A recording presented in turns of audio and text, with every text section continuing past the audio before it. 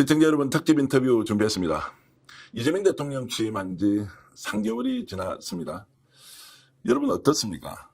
정말 우리 잘 가고 있습니까? 이재명 대통령에 대한 열렬한 지지 똑같이 유지하고 있지만 우리 기대했던 만큼 또 성과를 내고 있는 것 같습니까? 아니면 이런 부분은 좀 부족한 것 아니냐라는 생각을 할 때도 있습니까? 오늘은 정말 귀한 분 모시고 지난 새로운 정권 탄생, 그 이전에 4월 4일 날 윤석열 정말로 파면을 이끌어냈던 그 과정, 그리고 12월 3일 비상계엄 이후 정말로 따져보면 10개월 정도 되는 시간 동안 우리가 어떻게 살아왔는지에 대해서 한 번쯤은 진지하게 회고하면서 우리를 되돌아보는 시간을 가져보겠습니다. 삼선 국회의원이시죠. 서울 강서 지역구를 두고 계신 진성준 의원 모셨습니다. 어서 오십시오. 네, 안녕하세요. 아이고, 이런 주제로 이제 우리 스펙스에 처음 모셔서 전 영광입니다. 불러주셔서 감사합니다.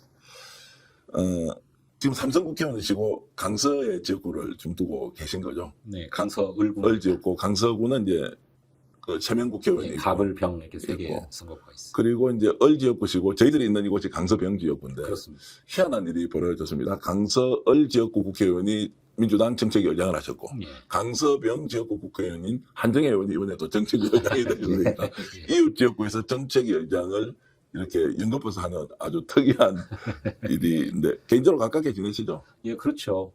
터가 좋은 것 같습니다. 그래요. 우리 저 한정혜 의원님하고는 19대 국회에 함께 들어왔습니다. 둘 다 비례대표로 들어왔는데 우리 한정혜 의원님은 20대 총선에서 당선되셔서 이제 4선 국회의원이 되셨고 저는 저 20대 총선에서 떨어졌습니다. 네. 그래서 이제 저는 3선이 됐는데 그 전에도 한정혜 의원님은 정책위원장을 한번 하셨었죠. 그랬다가 곧바로 환경부 장관으로 발탁되셔가지고 아마 짧게 정책위의장을 수행하시다가 네. 내려놓고 장관직에 가셔야만 했을 것 같아요. 그 당시에 정책위의장으로서 일하셨던 기간이 너무 짧아서 이번에 제대로 일하시려고 네. 그렇게 또 부름을 받으신 게 아닌가 생각합니다. 진성열 의원이 이제 3선이시고 그 전에 이제 당직 생활도 짧게 이제 하셨고 그리고 대통령실에 이제 청와대죠. 청와대 이제 근무도 하셨고.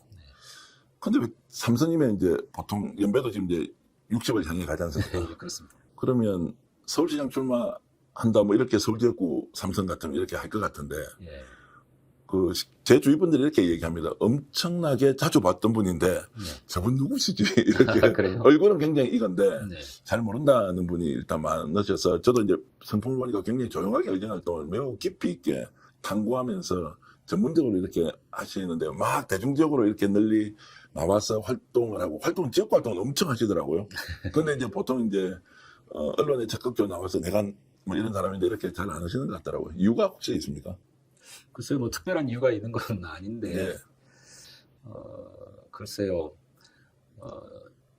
정치는 기본적으로 대중적 지지를 바탕으로 하는 것이니까, 대중 앞에 많이 나가서 자신의 정치적 소신을 밝히고, 또 그것을 통해서 지지자를 규합하고, 또 그걸 정치적인 원동력으로 삼아서 정치를 해나가는 것일 테죠. 그런데 모르겠습니다. 제가 처음 국회에 들어가게 됐던 배경이 일선의 말단 실무자로 국회의원 말단 비서로 시작해서 익명으로 정치해왔던 기간이 너무 길어서 그런 네. 것인지 무슨 막 튀는 발언, 네. 튀는 어떤 행보 이런 걸 통해서 정치를 해가야 되겠다는 생각은 별로 안 드는 것 같아요. 네, 예. 아무래도 자기 경험이 이렇게 일반화되기 마련이니까 예. 저에게 형성되어 있는 정치적인 어떤 습성이라고나 할까, 뭐 태도라고나 할까 이런 것이 막 대중 어필하는 방식은 아닌 것으로 형성된 게 아닌가 싶습니다. 대중을 향해서 이제 어필하는 방식이 이제 다른 것이겠죠. 이제 정책 역량이나 실제 실력이나 이제 이런 걸로 이제 오히려 검증받는 그리고 이제 대중을 향해서 열심히 이렇게 또 이제 알리는 분들이 있지 않습니까? 그 스타일이 이제 보통 그 노무현 대통령 생각해 보면 굉장히 이제 열정적으로 대중과 만나고 문재인 대통령 같은 경우는 오히려 대중과 만나는 것보다는 아주 조용하게 이렇게 이제 국정 운영을 하는 스타일이고 후자 쪽이 좀 가깝다 이렇게 이제 태생적으로 좀 그런 것들이 훨씬 더 많습니까? 아니면 좀 조심조심 하시는 겁니까? 뭐 일부러 조심하는 것은 아니고요. 예. 그냥 태생이 좀 그런 것 같아요. 예. 그리고 또 뭐 막 이렇게 내세워서 뭐 얘기할 만한 것도 없으니까 더 그렇지 않을까 뭐 싶기도 그런 건 하고. 아닌 것 같고, 뭐, 그 전문적 식견이 뭐 워낙 뛰어나서 뭐 당의 전략위원장 하시죠. 뭐 주요 당직이 있으면 다 그래도 당대표가 불러서 이번에 정책위 의장 하실 때도 보니까 뭐 정말로 많은 성과를 냈더라고요. 근데 이제 대중들은 보통 정책적 성과 이런 거는 기억을 좀 하기가 어렵지 않습니까? 네. 이제 그런 면에서는 굳은 일을 마다하는 데 스타일이 되는 생각도 좀 들더라고요. 예. 원래 정치하는 분들은 요만큼이라고 요만큼만 그저 남한테 알려야 되는 거 아닌가 싶기도 하고. 예, 뭐 저도 홍보도 많이 하고 싶고 예. 또 포장도 많이 하고 싶습니다만 뭐 그렇게 하지 않아도 평가될 대목에서는 평가될 것이다 네. 하는 믿음이 있고 또 자기가 뭘 좀 해야 되겠다고 자꾸 손을 든다고 해서 되는 일은 아니질 않겠습니까? 예, 예. 뭐 대통령은 하늘이 내는 거라고 하면 예. 뭐 서울시장이나 이런 단체장은 적어도 땅이 결심해야 되는 일 예, 같아요. 스스로 결심한다고 되는 일은 아니고요. 주변에서는 실제로 이제 삼선했고 정책위장, 전략기획위원장 했으니까 또 연배나 이런 걸로 봐서는 서울시장 도전 한번 해보라는 주변의 권유는 사실 많으시죠. 물론 이 이야기가 뭐 출마를 결심하고 말고 하고 이제 이런 거 좀 다르긴 한데. 뭐 많다기보다 저를 이제 아끼고 또 높이 평가하시는 분들은 예. 그런 도전도 해야 되는 게 아니냐는 얘기를 하시는 분들이 계시죠. 제가 이제 알기로는 올곧기도 하고 바르기도 하고 그다음에 좀 진보적인 생각, 우리 사회가 갖고 있는 이 구조적인 문제, 특히 이제 양극화 문제를 어떤 식으로든 제도적으로 좀 개선해야 한다는 부분에 이제 소신이 남다르고 또 거기에 대해서 높이 평가하는 분도 있지만 최근에는 이제 그런 진 의원의 그 진심이 좀 왜곡되어서 야, 이거 뭐냐 성장 안 할 거냐 뭐 이제 이런 식으로 하면서 일부에서 비판을 하기도 하는 이제 이런 것들을 온몸으로 다 맡고 계시던데. 예. 실제로 지금 우리 사회가 갖고 있는 이제 가장 큰 구조적인 문제 그리고 정치가 이걸 어떻게 풀어가야 될지 좀 총론적으로 먼저 말씀을 한번 해주시죠. 네. 그러니까 뭐 단적으로 그렇게 얘기하기는 어려워도 거칠게 얘기하면 우리 한국 사회의 어떤 근본적인 문제는 다시 민주주의에 있다고 생각하는데 그 민주주의가 정치적 차원의 민주주의에서 사회경제적인 차원의 민주주의로 심화 확장되어야 할 과제를 안고 있는데 여기서 지체되고 있다. 저는 그렇게 생각합니다. 일반적으로 어느 나라가 민주국가냐를 판단하는데 마지막 준거가 있다고 하는데 그 준거는 선거를 통해서 여야가 교체되는가, 합법적인 선거를 통해서 이것으로 그 나라가 민주국가냐 아니냐를 판가름한다고 합니다. 그런데 우리나라는 이미 대통령 선거를 통해서 또는 국회의원 선거를 통해서 정권이 바뀌는 그런 역사를 반복해 왔기 때문에 이미 정치적으로는 민주화된 나라입니다. 뿐만 아니라 최고 권력자인 대통령이 국정농단을 저질렀다거나 또 이번처럼 내란 친위 쿠데타를 벌인 일이 있다면 국민들이 직접 나서서 그 권력을 끌어내리잖아요. 그런데 그것이 무슨 폭력적인 방식이 아니라 헌법이 정하고 있는 탄핵 절차를 통해서 파면하거든요. 이건 굉장히 고도의 정치적 민주주의를 구현하고 있는 것이다라고 네. 저는 생각해요. 그런데 이 민주주의가 보다 더 우리의 생활 속으로 심화되려면 이런 정치적 민주주의가 사회경제적 차원의 민주주의로 확장돼야 된다고 생각합니다. 그런데 이런 과제를 특히 민주당 정부가 수립됐을 때마다 안고 있었지만 그 전임 보수 정권에 의해서 저질러진 어떤 형식적 민주주의의 훼손, 파탄 뭐 이런 것을 맞아서 늘 정치적 민주화 또는 형식적인 차원의 민주화를 선결해야 하는 과제를 늘 맡게 되는 거라고 생각해요. 이 때문에 정치적 지체가 발생하고 있다. 저는 그렇게 생각합니다. 네. 근데 물론 이것을 뭐 정치적 민주화가 실현된 다음에는 사회경제적 민주화로 나아가야 된다라고 하는 단계론으로만 접근할 문제는 아니고 할 수 있다면 동시적으로 추진해야 될 일이지만 우리는 늘 그 동시적으로 나아가서 보다 더 근본적으로 사회경제적 민주화로 심화 확장해야 될 단계에서 늘 정치적 민주주의의 문제에 늘 직면해 왔다는 겁니다. 그래서 저는 여전히 우리 시대 대한민국의 구조적인 문제, 근본적인 문제는 내용적 또 실질적 차원의 민주주의를 구현하는 것인데 그것이 본질을 형성하고 있지만 외부적인 요인에 의해서 정치적 민주화의 과제 또 남북관계의 문제 또 지금과 같은 경우에는 경제 성장의 문제까지도 안게 되어서 불행하게도 그런 중요한 과제들을 4중, 뭐 5중 막 이렇게 겹쳐서 수행해야 되는 그런 굉장히 위기적인 상황을 계속 맞고 있다. 특히 민주당 정부가 그래 왔다. 네. 저는 생각합니다. 사회경제적 민주화라고 하면 이제 구체적인 내용은 좀 이따 설명을 좀 해주시고 이제 이 부분을 강조하면 필요성은 알겠는데 당장 나라가 어려운데 성장을 못하는데 경기가 어려운데 이거 뭐 어떻게 해야 되나 지금 평등 이야기할 때냐라고 이렇게 덩치를 지키면서 이것이 마치 민주당 정부는 성장을 하지 않는 정부인 것처럼 일종의 맞다도 아니면 정치적 선전 그 언론 특히 보수 언론에서 아예 저 뭐 좌파 사상이다 이렇게 이제 공격을 하지 않습니까? 네. 근데 이런 부분이 실제로 맞는 것인지 아니면 어떤 부분이 아닌 것인지 좀 설명을 좀 해주시죠. 말씀하신 것처럼 우리가 고도 성장 시기를 겪어왔는데 그 고도 성장에 비례하는 사회복지는 지체되어 왔습니다. 물론 조금씩의 진전은 있었습니다만 그 고도 성장에 맞는 복지 체계 같은 것들이 정비되어 있느냐면 그렇지 못했죠. 동시적으로 추진되어야 될 과제인데 지금은 우리 성장 동력이 완전히 훼손되어 버리다시피 한 상황이기 때문에 1차적으로 우리 경제를 성장시켜야 된다고 하는 당면 과제를 안고 있습니다. 그런데 우리의 성장이 그래서 새로운 성장 동력을 발굴해내고 그것은 결국 기술 혁신과 기술 개발에서 찾을 수밖에 없는 것이지만 동시에 우리의 성장이 계속해 가기 위해서는 그런 혁신 동력의 발굴과 함께 삶의 기본을 보장해 주는 것이 동시병행적으로 이루어져야만 안정적인 성장이 가능한 시기라고 저는 생각해요. 과거처럼 분배 문제를 소홀히 해서 빈부격차가 극심해지고 사회 하층이 커져버리고 빈곤층이 커져버리는 상황에서는 성장을 해야 의미가 없고 그런 성장은 오래가지 못한다라고 하는 것이 이제 우리나라가 안고 있는 문제라고 생각합니다. 그래서 성장 동력을 발굴하고 우리 경제를 성장시키기 위한 조치들을 취해감과 동시에 그런 성장의 과실이 선순환될 수 있도록 하는 체계도 함께 갖춰야 된다. 저는 그렇게 생각해요. 자, 그런 것이 지금 이재명 정부는 명확하게 목표의식을 가지고 대통령을 중심으로 가고는 있습니까? 예를 들어서 지금 뭐 성장 동력이 완전히 고갈된 상태에서 새로운 이제 성장 엔진을 만들자라고 하면 어떤 식으로든 성과가 나올 거지 않습니까? 네. 이걸 이제 사회적, 경제적 민주화 쪽으로 이렇게 할 수 있는 이런 태도도 함께 가고 있느냐 아니면 그건 지금 아직까지는 쳐다볼 겨를이 없는 것이냐 이런 부분은 어떻게 보십니까? 함께 가고 있다고 봅니다. 네. 두 마리 토끼를 다 잡아야 되는 어려운 일이긴 하지만 이를테면 한편으로는 상법을 개정하고 또 AI 혁신을 위해서 AI에 대대적인 투자를 하는 것을 한편으로 하면서도 대표적으로 노란봉투법 같은 것들을 네. 입법하고 실행하자고 하는 것 아닙니까? 노란봉투법이 곧바로 분배로 이어지는 건 아닙니다만 네. 우리 하청 노동자들에게 노동 기본권을 보장해주고 또 그런 활동 과정에서 발생하는 손해 때문에 천문학적인 손해배상 소송을 당하지 않도록 하는 일은 이를테면 성장을 추구하는 한편으로 이 성장의 과실이 우리 하층의 노동자들에게도 함께 공유될 수 있는 체계를 만들자라고 하는 두 마리 토끼를 함께 잡고자 하는 것이죠. 네. 근데 이제는 둘 중에 하나만 선택해야 된다라고 하는 것은 과거의 프레임이라고 하는 겁니다. 그것으로는 성장을 지속할 수 없다는 게 저의 생각이고요. 그 이재명 대통령도 그렇게 생각하고 있기 때문에 동시에 추구하고 있는 것이다. 물론 어려운 과제입니다. 네.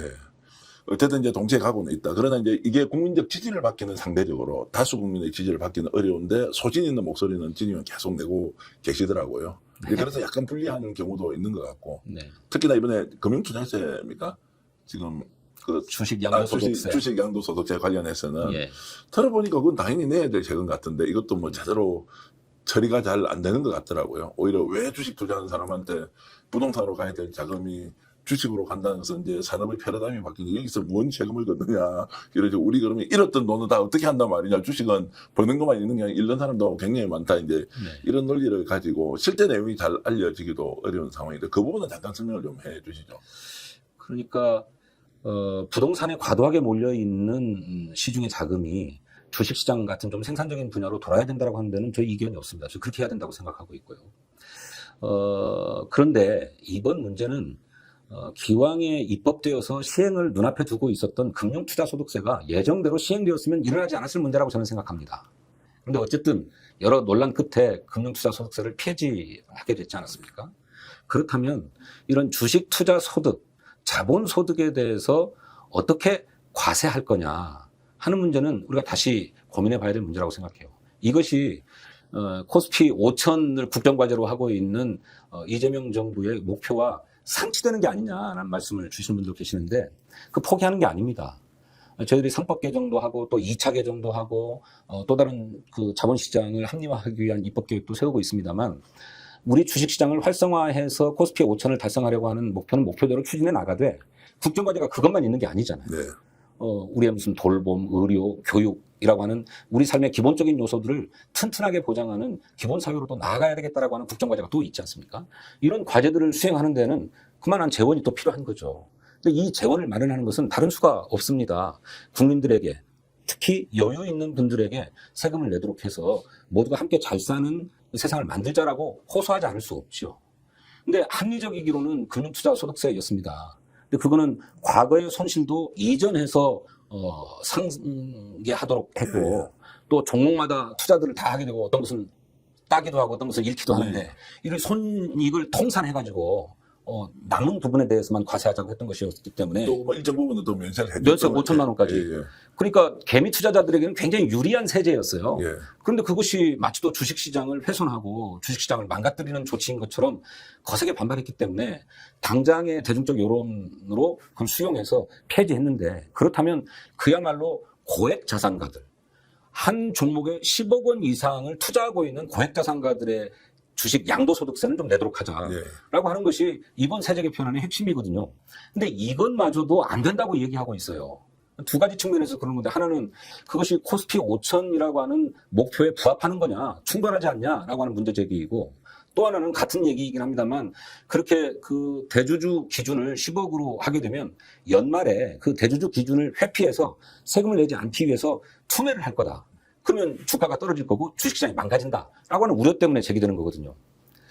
앞서 말씀드렸던 것처럼 코스피 5천이라고 하는 국정 목표를 포기한 게 아니고 그런 방향으로 나아가야 한다는 점에는 이견이 없고, 그런데 정말로 연말에 주식 투매 현상이 발생해서 주가가 떨어지느냐? 경험적으로 그렇지 않다. 네.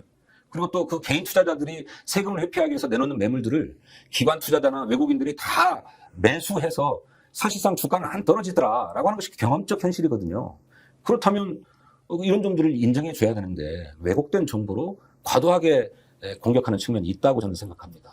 자, 그래서 그러면 예를 들어서 이제 산업 패러다임이 바뀌면 주식 투자하는 쪽은 그럼 영원히 면세사업자처럼 이렇게 할 거냐, 거래처만 내는 걸로 끝날 거냐, 소득이 있으면 안 할 거냐, 뭐 이런 것은 말씀하신 대로 상계 처리, 뭐 우리도 개인 사업자 같으면 5년 전 거를 지금부터 내는 이익에서는 법인세든 뭐 개인 사업자가 소득세를 안 내듯이 네네. 주식도 똑같이 적용하는 것이 상식적인데 그렇습니다. 왜 주식 투자하는 사람은 다 그러면은 거래처 외에는 다 면세 방식으로 가야 되느냐라는 것도 저는 이제 의문대기를 이제 하고 있는데, 여기에서 원칙을 고수하면서 민주당도 국민을 설득을 못 시키거나 또는 주식 투자자들의 설득을 결국 이제 시키지 못한 상태에서 뭐 이러지도 못하는 상황, 이런 것들이 한계가 아니냐라는 생각이 드는데. 그래서 이제 주식 투자, 그러니까 우리 한국 주식 시장이 너무 좋지 않았고 코리아 디스카운트 요인이 오랫동안 해소되지 않고 계속되면서 주식 투자자들의 불만이 높은 것은 알겠는데, 네. 그런 합리적인 세제에 대한 합리적인 토론 없이 그런 여론에 쉽게 이를테면 타협해버리는 문제도 저는 있다고 생각합니다. 네. 또 부동산 시장에서도 주택 한 채 갖고 있는 분들의 납세의 어려움이 과다하게 대표되면서 이 문제에 대해서도 손쉽게 타협해버리는 문제 때문에 우리 세제가 굉장히 불공평하게 또 불합리하게 만들어지고 있다. 저는 이거는 언젠가 한 번은 툭 터놓고 얘기를 해서 국민적인 동의를 얻어내야 될 사안이라고 저는 생각합니다. 네. 그런데 이 문제를 정면으로 다루는 것을 늘 회피해 왔다고 봐요. 자, 그거는 어떻습니까? 이제 국민의 정책에 대한 이해도가 좀 낮아서 그렇다, 아니면 국회나 또는 정치권에서 설득을 좀 못 시키는 것이냐. 예를 들어서 종부세 논란 과거에 있었을 때 종부세 대상이 아닌 사람이 99%인데 네. 그 사람도 이 나라에서 왜 종부세를 가지고 다 사람 죽이느냐, 서민 죽이느냐 이런 걸로 탁 가버리니까 종부세 문제도 건들지는, 대상은 극히 제한되어 있는데도 왜 그렇게 대중은 반응을 할까? 이런 것들은 혹시 뭐 연구해 보시거나 경험적으로 보면 왜 대중은 이렇게 그런 반응하느냐? 대중의 반응 자체가 뭐 OX로 또는 선악으로 갈 수는 없는 것이니 네네. 이런 부분에 대해서 왜 대중은 좀 이성적으로 받아들이지 못할까라는 질문을 스스로 좀 하시지 않습니까? 글쎄, 그게 이제 저도 풀리지 않는 의문입니다. 종합부동산세도 그야말로 1%, 잘해야 2%에게 부과되는 세금이고, 또 금투세도 그렇고 이번에 주식 양도소득세도 마찬가지로 1%도 안 되는 자본가들에게 부과되는 세금인데, 마치도 무슨 개미 투자자 전체가 다 세금을 내야 되는 것처럼, 또 집을 가지고 있는 사람은 모두가 다 종부세에 해당되는 것처럼 과장되고 과잉되고 있는 거죠. 근데 이 문제에 대해서 정치권이 조금 더 용기 있게 나서서 국민을 설득하려고 하는 노력이 필요하다고 생각하고, 특히 어떤 세금이든 국민에게 부담이 가는 것은 사실일 텐데 특정 계층이라 하더라도 이 소수의 이해와 동의를 얻어내기 위한 사회 공론화 작업이 조금 더 치밀하게 이루어져야 된다고 생각해요. 그런데 정부도 그렇고 정치권도 그렇고 이 문제가 당장 세금 부과 대상이 되는 분들의 정치적인 반발, 저항을 우려해서 쉬쉬하고 한 번에 꺼내들어서 금방 처리될 수 있을 것처럼 여기다가 충분한 공론화나 설득 과정 없이 꺼내둬서 반발이 오면 그냥 접어버리고 후퇴하고 하는 일을 반복해왔다고 생각합니다. 그런데 이제는 우리 사회가 합리적인 사회로 나아가려면 그런 우리 사회의 딜레마라고 여겨질 만한 정책적 과제를 놓고 사회적 공론화 작업을 충실하게 밟아야 된다. 예. 그런 과정에서 정치인들이 조금 더 용기 있게 그것이 왜 필요한지를 설득할 수 있어야 된다고 저는 생각합니다. 자, 이재명 정부가 이번에 이제 확장 재정을 통해서 이제 적극적으로 국가가 이제 어쨌든 이제 경제 활성화를 위해서 재정 투입을 많이 할 거지 않습니까? 똑같은 문제가 이제 나라는 돈이 없고 세수는 더 줄어들고 기업은 어렵고 막 이런 이제 악순환 과정에서 좀 전에 지적하신 대로 소득이 있는 데서 좀 세금을 더 내야 하는데 그것도 한계가 있다. 결국 나라 빚만 늘어나는 거지 않습니까? 그거는 이제 저도 뭐 내게 아니기 때문에 국가이기 때문에 이렇게 좀 소극적으로 피해 있을 수 있지만 결국 이게 용기라는 것이 이제 공론의 장에서 뭔가 구체적으로 얘기하면서 설득해야 한다. 그리고 이제 정치적 부담을 어디까지 감수할 거냐, 정치적 책임을 얼마까지 질 것이냐라고 하는 것은 누군가는 해결해야 되는 문제 아닙니까? 그렇습니다. 예. 그래서 정치권이 조금 더 용기 있어야 된다고 생각합니다. 실제로 OECD 국가들의 평균 담세율이 GDP의 25%입니다.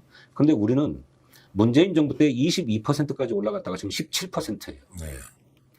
세금을 그만큼 안 내게 돼서 좋다야 라고 하실지 모르지만 이렇게 재정이 박해서는 앞으로 국가가 수행해야 될 일도 제대로 못하고 복지는커녕 새로운 성장 엔진을 마련하기 위한 투자도 못할 상황이 오는 겁니다.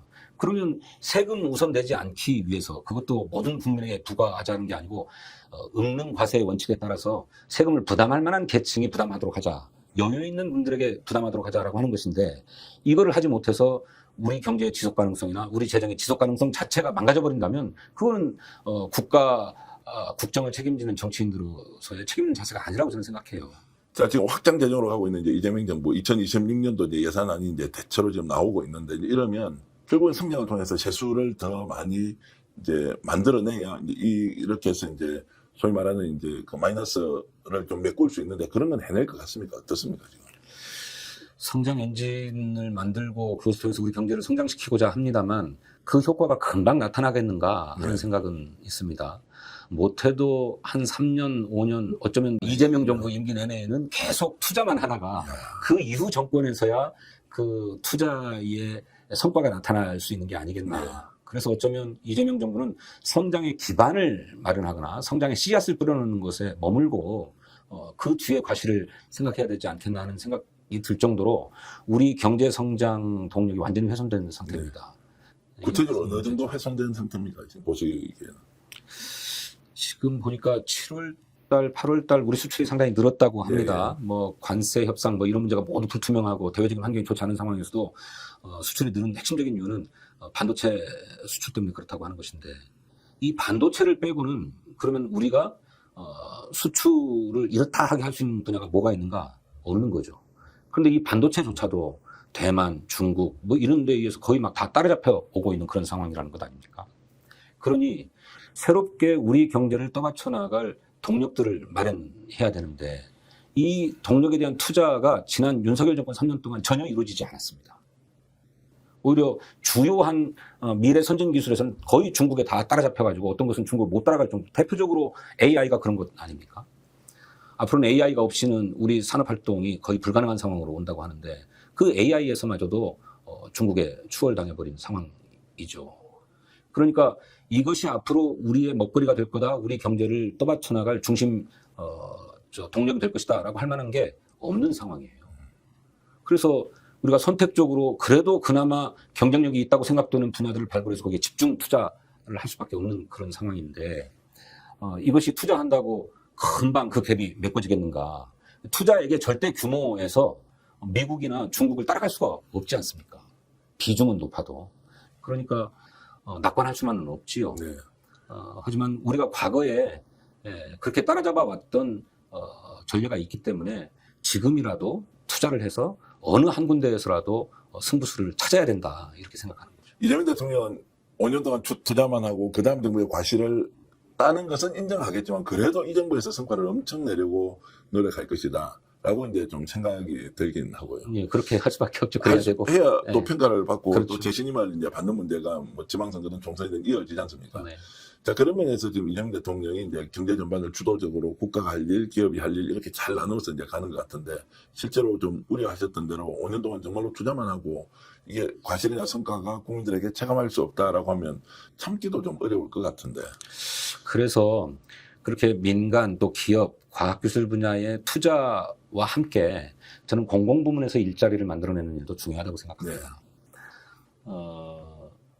갈수록 공공서비스에 대한 요구는 높아지고 있고 사회적 서비스에 대한 요구는 높아지고 있는데 이걸 다 민간에 맡길 수도 없고 그건 공공이 담당해줘야 될 부분인데 어쩌면 이 부분에서 좋은 일자리를 잘 만들 수 있다고 생각해요. 이 부분에 대한 전략적인 배려, 고려가 필요하다고 생각합니다. 이거를 도외시한 채 민간에서 일자리를 창출할 수 있도록 연구개발 분야에만 투자를 계속한다거나 하면 당장 일자리 성과가 안 나타날 수 있죠. 네. 그런데 지금 우리 국민은 경제적인 어려움으로 인해서 민생마저도 어렵기 때문에 일자리를 만들어내야 됩니다. 그냥 쉬었다라고 하는 청년들이 지금 100만에 육박해 가고 있는 상황 아닙니까? 그렇다면 이런 청년들에게 괜찮은 일자리를 제공해 줘야 됩니다.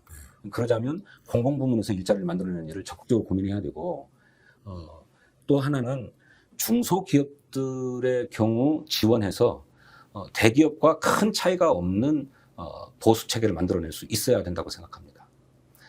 중소기업에는 여전히 구인난에 허덕이고 있다고 하는데 이 중소기업들을 지원해서 대기업과 큰 차이 나지 않는 보수체계가 형성될 수 있도록 해야 됩니다.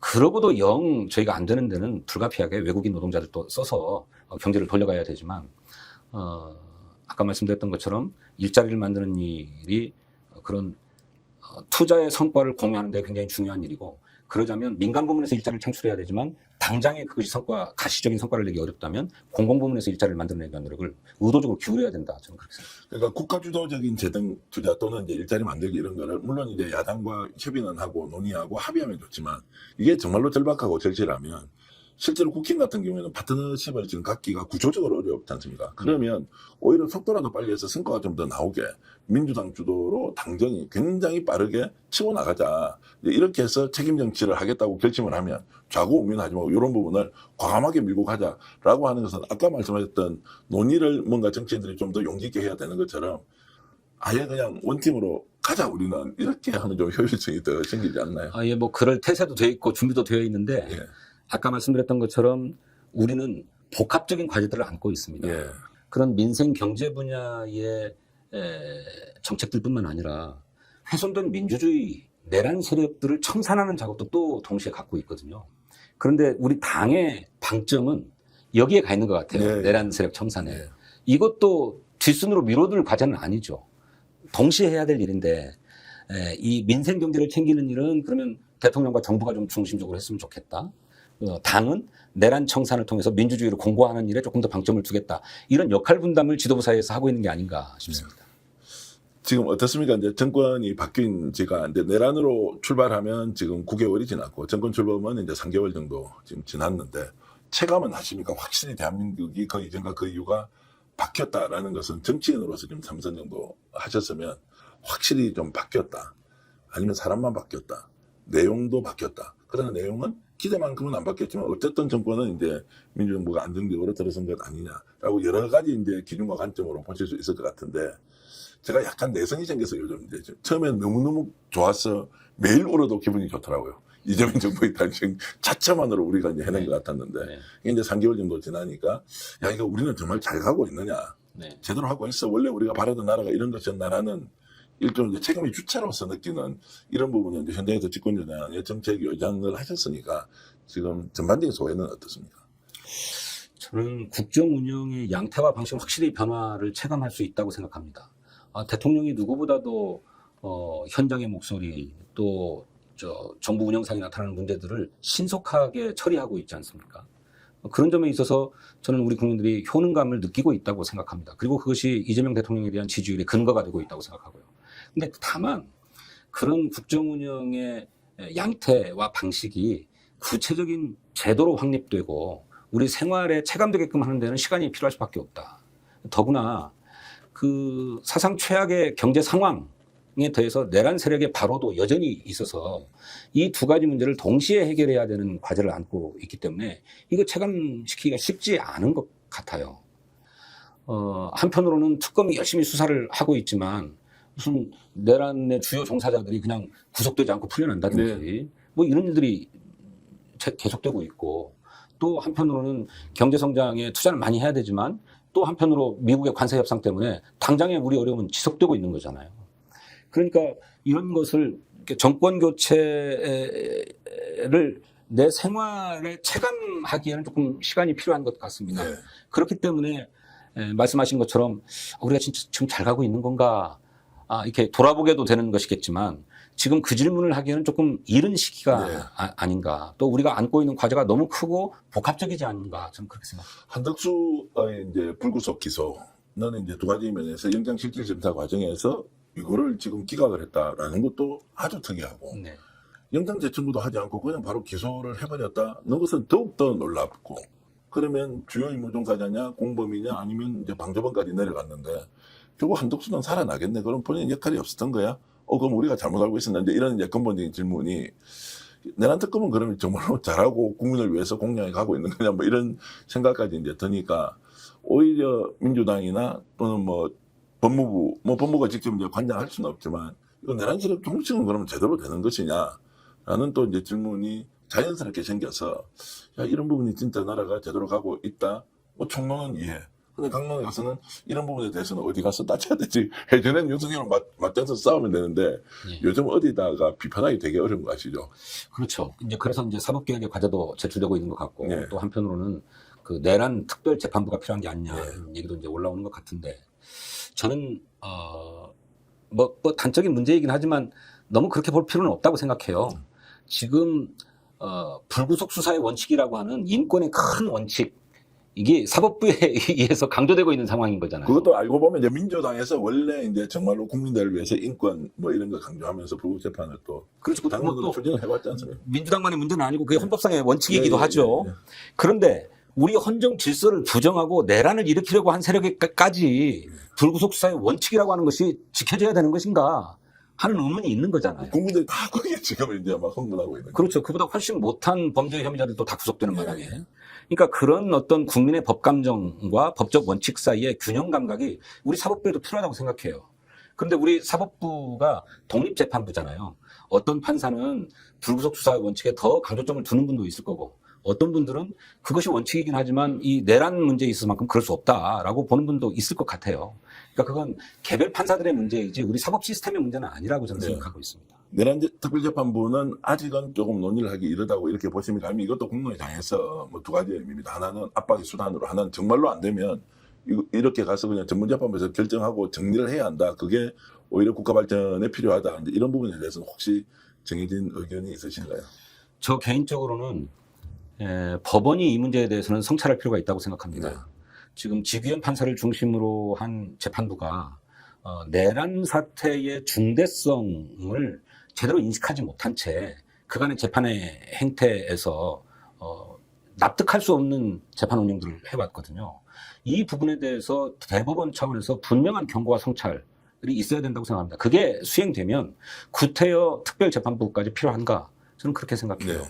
그런데 수많이 문제 제기가 되었음에도 불구하고 지규현 판사가 여전히 내란 재판을 담당하고 있고, 그런 과정에서 이해할 수 없는 재판 진행이 되고 있기 때문에 그것이 계속된다면 저는 심각하게 고려해야 된다.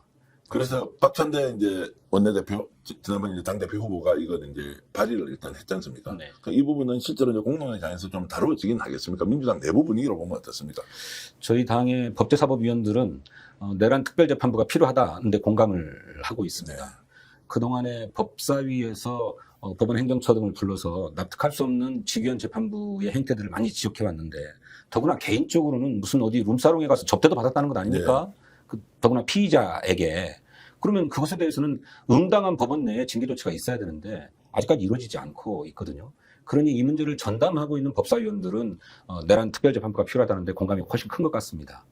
그렇지만 아직 그 법원의 그 사법 행태들을 다 알지 못하는 의원들 사이에는 그 문제를 좀 어떻게 바라봐야 되나 하는 상황에 있다고 보여집니다. 근데 이제 단면적으로 보면 그 법원 행정처가 지난번에 직연의 이제 일종의 일탈 행위든 뭐 범법 행위든 불법 행위든 그 문제에 대해서는 굉장히 시간을 질질 끌면서 결론을 안 내고 있다가 네.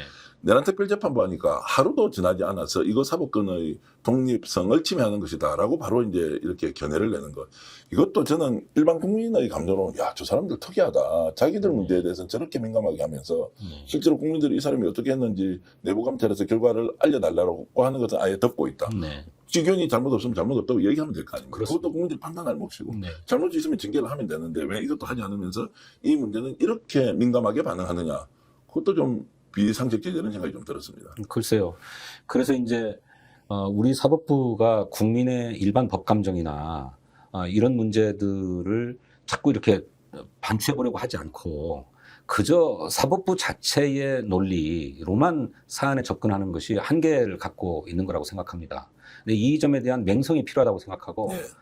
그 때문에 그것이 안 이루어진다면 사법부도 개혁하겠다라고 하는 얘기를 하는 거죠. 어쨌든 그런 상황이 오면 지금 이 상황이 개선되지 않으면 당연히 내란 특별재판부까지도 민주당이 예. 밀고 가야 한다는 게 이제 진 의원의 이제 네. 견해로 제가 이제 정리를 하겠습니다. 그렇습니다. 정치 지금 하신 지 몇 년 되셨습니까? 글쎄요, 이제 제 이름 걸고 한 정치는 2012년에 이제 국회의원 됐으니까 예. 벌써 이제 13년 13년 이렇게 됐네요. 의정활동 23년 중에서 이제 빠진 게 그러면 20, 2010 21대, 20대 때 년부터, 예. 그때 이제 빠졌고 4년간. 그 4년 동안은 이제 저 청와대 근무를 하셨습니다. 네, 정무교육비서관으로 한 예. 1년 했습니다. 그러면 뭐 경험은 이제 다 해보셨고 어떻습니까? 점점 할수록 이게 정치가 훨씬 더 국민들에게 효능감 있게 좀 이렇게 하도록 좀 이렇게 발전을 하는 것 같습니까? 아니면 오히려 시간이 지날수록 정치의 질이 좀 더 떨어진다? 뭐 이런 것들은 어떻게 느끼세요? 아닙니다. 저는 정치의 질은 과거에 비해서 훨씬 좋아지고 있다고 생각합니다. 예. 제가 국회의원의 말단 비서로 일했던 시기를 포함해 한 30년 됐는데요. 제가 보좌관 비서관으로 일할 때에 비하면 지금 정치인들의 업무의 강도나 또는 국민들과의 소통의 자세나 비교할 바 없이 크고 깊어졌다고 생각해요. 예. 근데 그만큼 국민의 눈높이도 높아졌고 요구 수준도 높아졌는데 그런 국민의 요구 수준에 충실히 부합하고 있냐 하면 꼭 그렇지는 않죠. 그것은 우리 정치 지형의 양극화에도 원인이 있다고 생각합니다. 너무 정치적으로 극단화되어 있다 보니까 저는 그것은 민주당 탓도 일부는 있겠습니다만 국민의힘이 극우화된 탓이 훨씬 크다고 생각하는데 그것 때문에 정상적이고 합리적인 정책 논의나 토론이 불가능해요. 모든 사안에 대해서 정치적으로 접근한다는 말씀이죠. 제가 얼마 전에 금융권 인사들이 모인 포럼에 나가서 토론을 한 적이 있는데 저 상대 패널로 국민의힘의 기획재정위원이 한 분 나오셨어요. 원화 스테이블 코인을 도입하는 문제와 관련해서 토론을 하는데 저희는 대통령 선거 때도 공약했고 국정과제에도 포함됐고 당연히 원화 스테이블 코인을 발행해야 되겠다고 생각한다. 이 입장을 냈는데 그 국민의힘 의원은 당신들도 원화 스테이블 코인 발행을 지원하는 입장이었는데 이제 이재명 정부가 한다고 하니까 다시 생각해봐야 되겠다 이렇게 발언하더라고요. 네. 제가 깜짝 놀랐습니다. 아니 금융 정책 사안에서 어느 정권이 이것을 추진하냐 마냐 하는 문제로 자기 입장이 변화될 수 있는 문제입니까? 그렇게 접근하는 문제가 네. 아니죠. 그런데 그런 사안에조차도 정치적인 접근과 정치적인 잣대가 앞서 나오고 있기 때문에 정상적인 토론이 불가능하다. 저 사람들하고. 그 말씀은 이제 민주당 쪽 의원은 이제 업무량, 학습량, 그리고 경험과 지식이 훨씬 더 국민들의 뜻에 부합하도록 오히려 이제 발전을 해왔는데 오히려 국힘은 거부극단화되면서 대형화되고 있다라는 이제 느낌으로 이제 좀 들리긴 합니다. 그런데 이제 외부에서 봤을 때는 정치가 지금 국민 뜻을 따라오지 못한다라고 하면 이제 국회라는 공간은 여야가 공존하고 있는 공간인데 협치가 안 된다. 대화가 안 된다는 것은 알겠다. 그럼 국힘 탓만 하면 종합적으로 국민들은 그럼 정치가 국회가 할 역할을 제대로 못하는 거 아니냐라는 또 당연한 이렇게 질문을 던질 수 있지 않습니까? 또한 어쨌든 김문수 후보를 지지했던 국민도 40%가 넘는데 그것이 옳든 그러든 근데 그렇게 봤을 때 정치 전반을 좀 복원시킬 수 있는 길은 정말로 없는 것이냐. 수준은 알겠고 차이도 충분히 인정하겠지만 이걸 어떻게 이제 풀어갈 것이냐라고 하는 것은 이제 평균적 국민의 시각, 지지하지 않았던 반대쪽의 40%의 시각으로 봤을 때 이제 어떻게 풀어갈 것인가라는 질문을 좀 드립니다. 그래서 이제 대통령도 미국에서 돌아오자마자 여야 지도부 회담을 해야 되겠다라고 얘기를 하고 또 뭐 그렇게 협치하겠다고 하는 자세는 되어 있습니다. 충분히 토론하고 논의하되 끝내 합의를 하지 못하면 그건 결국 표결하는 것을 원칙으로 해야 됩니다.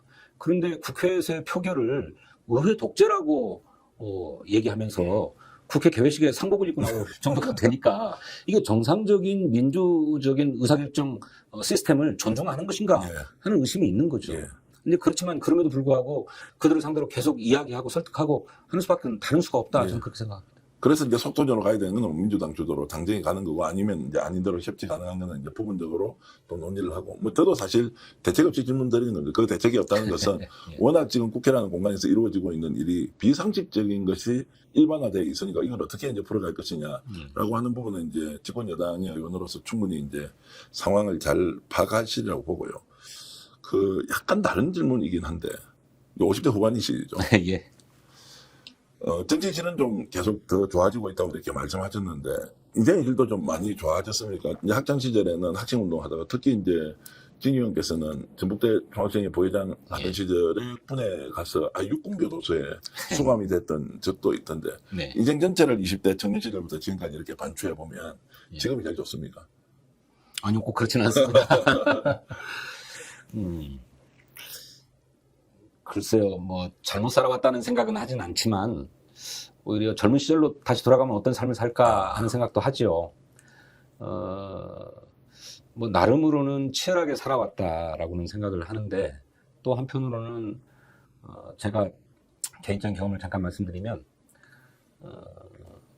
제가 이제 군사재판을 받고 육군교도소에 가게 되었던 가장 직접적인 동기는 제가 학생운동을 하다 군에 왔다라고 하는 사실이 부대 내에 다 알려져 있는 사실이어서 그것 때문에 굉장히 많은 이를테면 탄압을 받았어요. 고초를 겪었고, 예.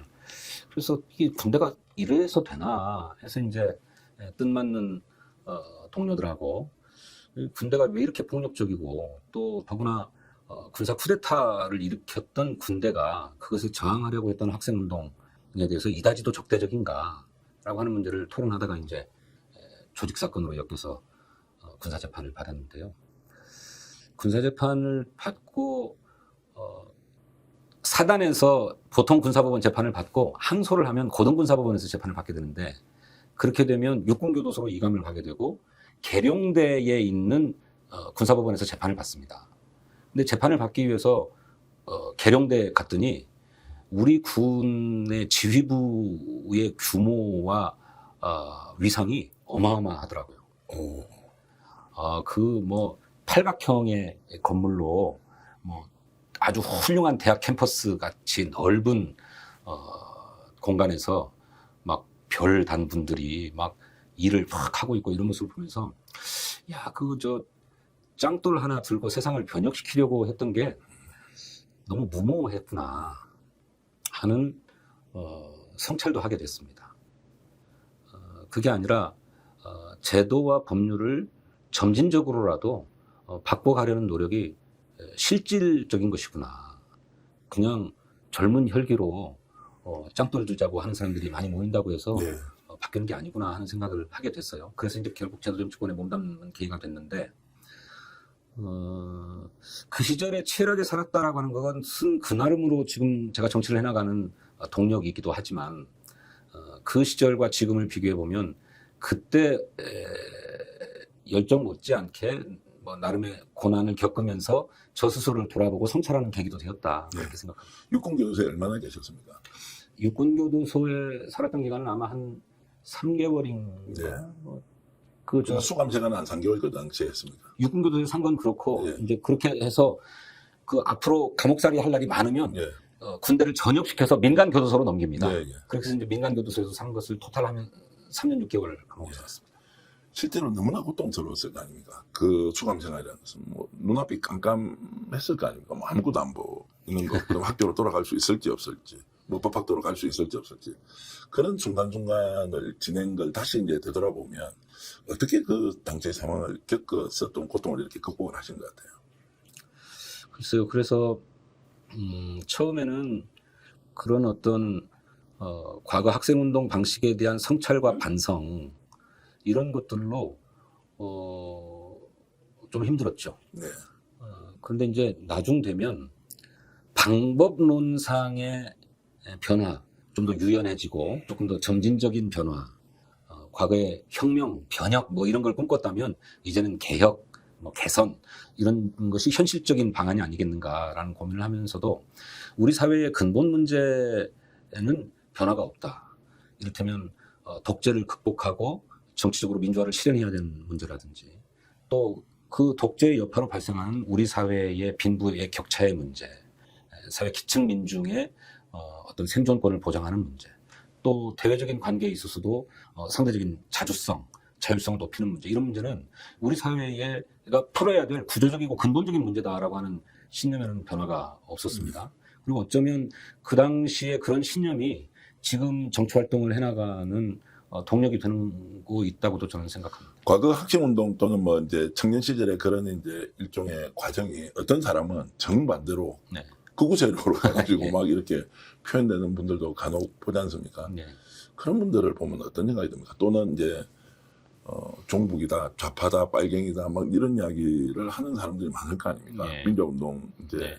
경험 있는 분들한테 이제 이런 것들을 이렇게 이제 막 정치하는 내내 많이 들었을 거 아닙니까? 네. 그럴 때는 어떤 생각이 솔직히 드시나요?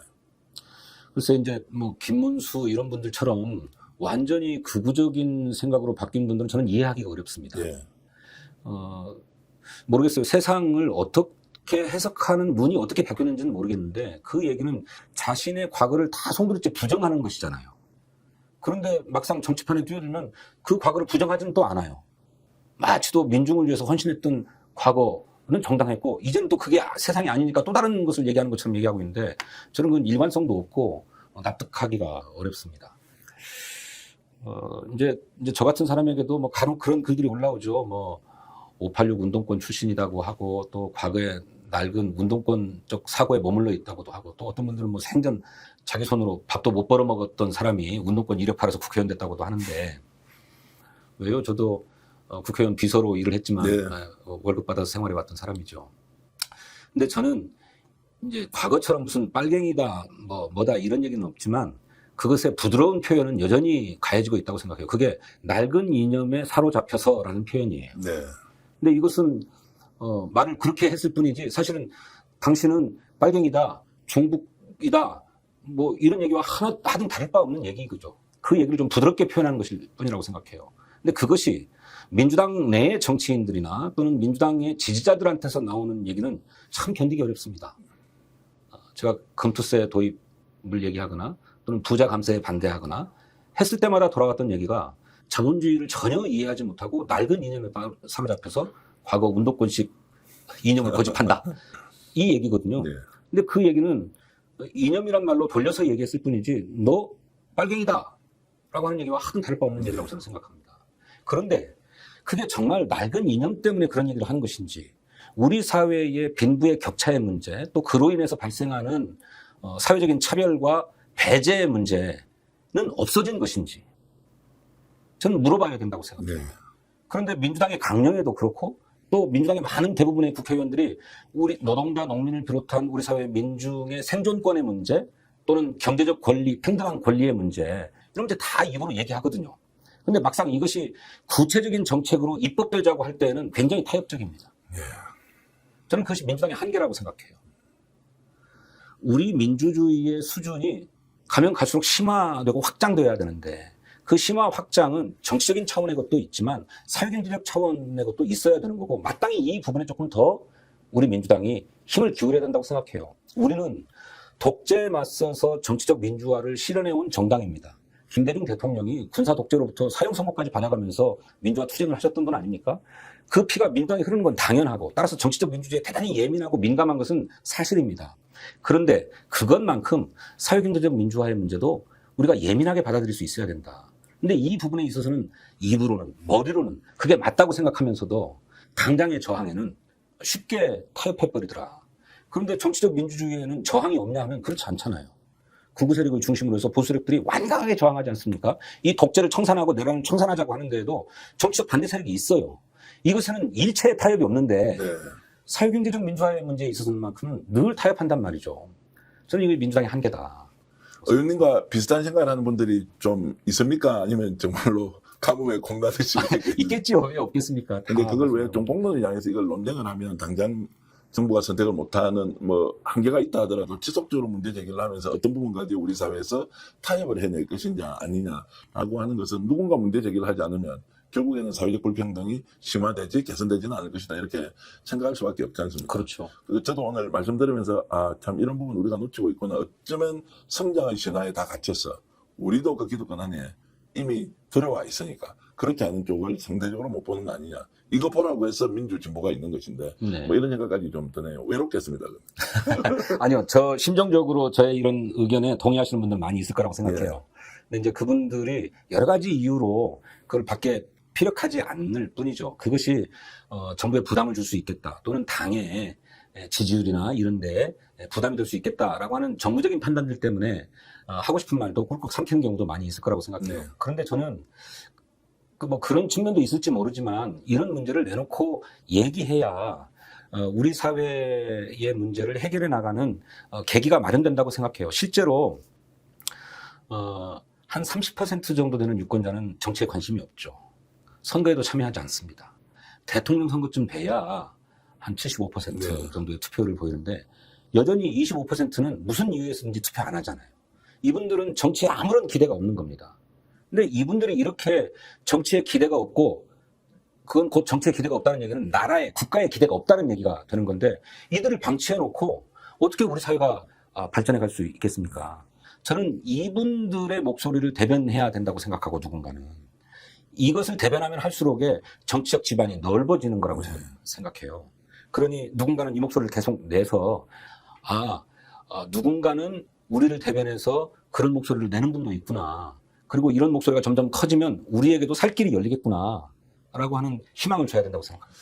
그런 분들이 좀 많이 나왔으면 좋겠는데 현실적으로는 이제 얼마나 될까. 자기 걸 좀 던지고 이익 없이 가치만을 가지고 이렇게 이제 일종의 좀 올인을 해야 되는 상황인 것 같은데 어쨌든 외롭지 않게 투쟁을 하십시오. 옆에서 그냥 박수는 좀 치고 있겠습니다. 이런 말씀 좀 드리면서 네, 고맙습니다. 이재명 대통령 요즘 심정이 어떨까 이 질문을 좀 드리고 싶은데 대통령이 어떻겠습니까? 지금 초긴장 상태에서 잠도 사실 잘 못 주무시고 뭐 이렇게 짧게 자는데 엄청 깊이 자고 이러면서 하나하나 놓치지 않기 위해서 정말로 만기 전략을 하고 있다고 들었는데 네. 개별적으로 개인적으로 소통을 좀 하시고 이렇게 하십니까? 어떻습니까? 아닙니다. 대통령과 뭐 개별적으로 소통하기는 어렵죠.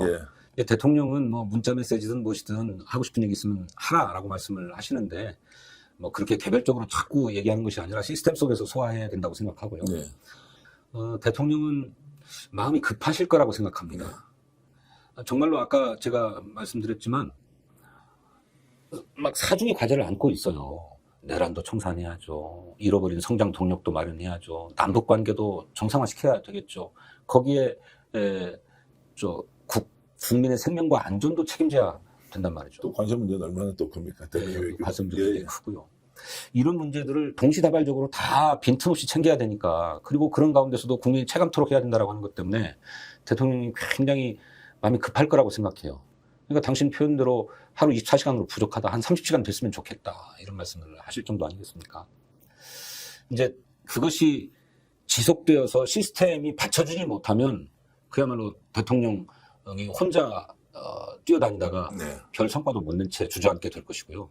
시스템이 뒷받침되면 성과를 낼 수 있을 거라고 생각합니다. 이 시스템을 지금 갖춰가는 단계에 있다고 생각해요. 네. 그래서 조금 지나면 조금 더 체계적으로 움직이고, 또 당과 정부 사이에, 또 정부 내에 부처별 역할 분담들이 이루어지면서 자기 역할들을 할 수 있게 되지 않을까, 그렇게 생각합니다. 지금 민주당은 정청래 대표 체제가 아주 원팀으로 잘 가고 있다. 이렇게 이제 우리가 보면 되겠습니까?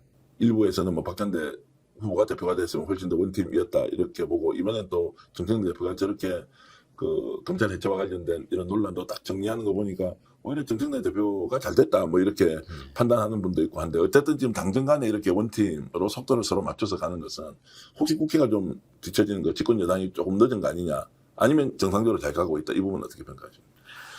그 당내에 지난 전당대회의 결과를 부정하는 사람은 없습니다. 네. 없고, 이제 심정적으로 기층 당원들 사이에서 뭐 박찬대 의원을 지지했던 분들로서는 뭐 정청래 대표의 하는 일이 조금 마음에 안 들어 하는 부분도 있을 수 있다고는 생각하는데, 전체적으로 보면 뭐 그런 것은 아니고 네. 원팀으로 가고 있습니다. 최근에 이제 검찰 개혁 문제와 관련해서 특히 검찰의 수사권을 분리시켜서 수사기관을 별도로 만드는 중수청을 별도로 설치하는데 이 중수청의 소관을 어디로 할 거냐 하는 문제를 가지고 당내 의견들이 좀 나오고 있는데 이건 그야말로 세부적인 문제에 불과하죠. 검찰을 개혁해야 되겠다. 그리고 검찰 개혁의 요체는 수사권과 기소권을 분리시켜서 검찰은 기소 전담 기관으로 만들고 수사 전담 기관을 별도로 둬야 되겠다라고 하는데 이 일을 하는 사람은 없습니다. 근데 이 소관을 어디로 할 거냐 하는 문제를 갖고 의견의 차이가 있는 걸 갖고 심각한 당내 갈등이라거나 분열이라거나 이렇게 보는 거는 과도한 얘기이고 그런 문제가 아니죠. 네. 저는 현재까지는 잘 가고 있다 이렇게 생각합니다. 제가 좀 주제는 게 부탁 말씀 하나 드리면 이재명 대통령이 나라 걱정은 국민 중에서 제일 많이 할 것 같은데 이유불문하고 이재명 대통령이 지금 추진하고 있는 국정 운영 전반에 대해서 진성준 의원님을 필두로 진짜 똑같은 제2, 제3의 이재명이 좀 많이 나오면 원팀이다 아니다에 대한 선언적 의미보다는 정말로 이렇게 산적한 난제, 정말로 낱마처럼 얽혀있는 이런 국정의 어려움들을 잘 풀어갈 수 있지 않을까. 국민들이 울면서 이재명 정부의 탄생을 바랐던 그 순간이 불과 좀 3개월 됐거든요. 그 전에 노심초사하면서 압도적으로 이길 줄 알았는데 사실 압도하지 못했다는 그 아쉬움이 아직도 대통령 지지율이 회복되지 않는 것. 내란 정책에도 있지만 정말로 이제 결국에는 결과로서 국민들에게 이제 선물로 또는 성과로 이렇게 검증받아야 하는데 그런 부분에서 더 열심히 뛰어주시면 어떻겠느냐 이렇게 주제는 있게 말씀드리는데. 예, 저도 비슷한 생각입니다. 저도 이제 열심히 더 노력해야 될 거라고 생각하지만 지금 모두 다 이재명 대통령만을 바라보고 있는 상황인데 저는 어떤 분은 내란 청산에 조금 더 목소리를 내고 어떤 분은 뭐 성장 동력을 마련하는데 조금 더 목소리를 내고 또 어떤 분은 저와 같이 분배와 공평 과세에 더 목소리를 내는 분들이 있고 이렇게 해서 우리 사회에 그야말로 그런 복합적인 과제들 다양한 요구들을 당이 충분히 받아 안는 모습으로 가면 좋겠습니다. 그런데 전체적으로 당의 관심은 내란 청산에 많이 가 있는 것 같고 그거 외에 다른 문제는 온통 이재명 대통령이 다 해결해 줘야 될 것처럼 되어 있어서 이게 좀 아쉽죠. 예. 그렇지만 우리 사회가 5천만이나 되는 나라인데 국민의 요구가 얼마나 다양하겠습니까? 이런 다양한 이해와 요구들을 그야말로 개혁적 관점에서 받아 안는 정치인들이 조금 더 나와야 된다. 그렇게 생각합니다. 알겠습니다. 오늘 진성준 의원과 함께 얘기 나눠봤는데요.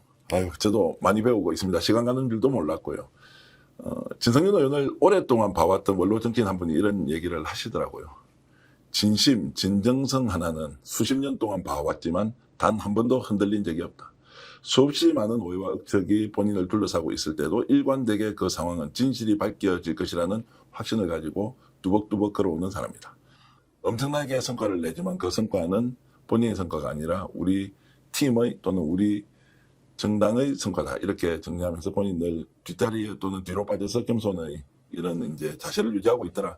이게 제가 존경하는 한 정치인 원로 선배님께서 하셨던 말씀인데 오늘 말씀 들으면서 진심에 대해서는 충분히 공감하고 혹시라도 진성준 의원에 대해서 오해를 하셨던 부분이 있으면 좀 찾아서 공부해보면 그런 게 전혀 아니다. 그는 금융 관련된 그 여러 가지 세제 개편의 문제도 마찬가지고요. 또 여러 가지 오해가 있었다라고 하는 이런 소위 말하는 인터넷에 검색하고 나오고 있는 이런 내용들이 하나도 사실이 아니다. 결국 이제 윤석열 정권의 피해자이기도 한데요. 오늘 이 인터뷰를 통해서 의원님은 의원님대로 역할, 우리는 또 우리 국민으로서의 역할이 무엇인지 이재명 정부 성공해서 함께 한 번 더 결의를 다지는 시간이 됐으면 좋겠습니다. 오늘 이렇게 인터뷰 응해주셔서 고맙습니다. 아이고, 감사합니다. 자, 시청자 여러분 감사합니다. 제가 오늘 특집 인터뷰 모두 마치겠고요. 제 뒤쪽에 나와 있는 능이 백숙입니까? 광고 좀 하겠습니다. 유황 먹은 능이 오리 백숙 55,900원에 총 9인분인데요. 3.6kg짜리가 3팩인 것은 대한민국에서 찾아볼 수 없는 서픽스몰의 공동구매 사이트에서만 존재하는 것이다. 확실하고요. 무엇보다도 드셔보신 분, 저도 먹었는데 정말로 진국처럼 느껴져서 야, 이런 거 어떻게 만들어서 온라인 쇼핑몰에서는 훨씬 더 비싼 가격에 판매했는데 이번에 서픽스몰이 공동구매로 여러분들께 선보이고 있으니까요. 이용해 주시면 고맙겠습니다. 서픽스몰 공동구매 사이트로 거듭나고 있는데요. 늘 잘 나가고 있는 연일 매진 행렬 목포에서 만든 자연산 민음회도 24,000원이면 대한민국에서 구할 수 없다. 이 말씀을 드리면서 제가 광고를 하니까요. 여러분들 좀 많이 사주시면 좋겠네요. 약간 쑥스럽습니다. 의원님하고 굉장히 진중한 얘기하다가 이렇게 이제 했는데 오늘 시청해주신 여러분께 진심으로 감사의 말씀드리고 저희들도 뚜벅뚜벅 열심히 걸어가겠습니다. 고맙습니다. 자연산 목포 미네회 400g 한번 보십시오. 푸짐합니다. 이걸요 대한민국 최저가격 도전하는데요. 택배비 포함해서 24,000원에 오늘 주문하면 내일 바로 배송해드립니다. 주문 폭주하고 있습니다. 굴의 껍질, 뱃살 골고루 이렇게 잘 준비가 되어 있습니다. 우와, 맛을 보니까요 놀라운데요. 확실하게 보증합니다. 서피스몰 공동구매에서만 여러분들 찾아볼 수 있습니다. 드시고 있는 게 뭡니까? 와, 한우 뭉티기 그리고 육회인데요. 어떻게 이렇게 맛있습니까? 당일 도축한 제품 여러분께 보내드리고 있는데 가격 29,900원에 총 400g 대단한데요. 와, 쉽게 먹을 수 있다는 여러분 행운 아니겠습니까? 저 믿고 한번 드셔보십시오. 완전 맛이 짱입니다. 자, 직접 먹어보겠습니다. 네. 자, 어떻습니까? 우와, 육회 그리고 뭉티기. 우와. 자신 있다. 비교하라. 스피스몰.